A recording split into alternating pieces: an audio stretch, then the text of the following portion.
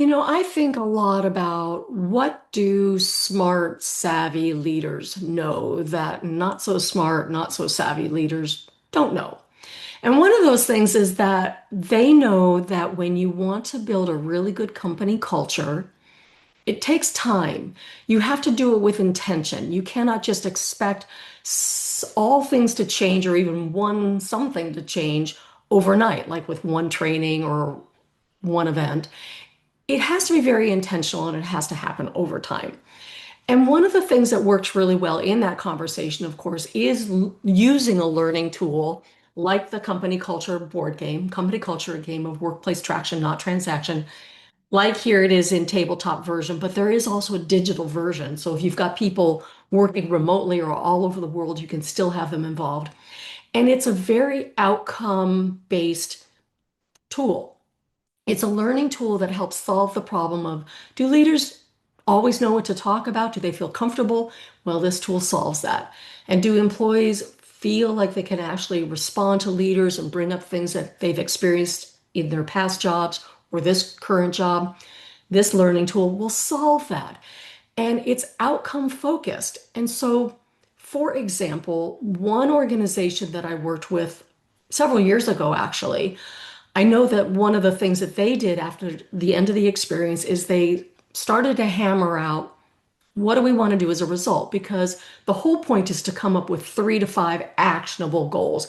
It could be a new policy, it could be a process that you didn't realize you didn't have and should have, and it could be something in the community. It could be any number of things. And they did come up with several of those in-house kinds of things, but they also thought, we are not really reaching out to veterans that may be coming back from years of deployment or service. Now they're civilians and they need a civilian job and they need to be sort of acclimated back into the workforce.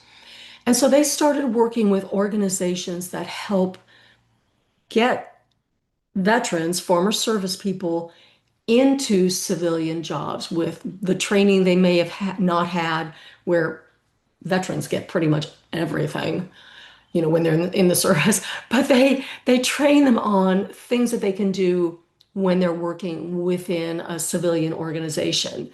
And also the spouses of those veterans. And it's wonderful. And there are several of these programs throughout our country. And this client of mine basically partnered up with one to get veterans back to work and in their workplace. And so it was a phenomenal win-win. And it's those kinds of things that savvy leaders understand are really important and they become part of your culture. What kind of organization are you going to be? What kind of values will you embrace? Because those values are your culture, and the culture is pretty much the personality of your organization, who it is, how you would describe it, how it represents itself to the world outside. And so savvy leaders understand that it's something that's done with purpose and with a plan, and that it takes time. And most of all, that they can't necessarily do it by themselves. So they do look for tools and resources that are out there. And that's what I have found when I work with leaders, who the more savvy ones are and who are not.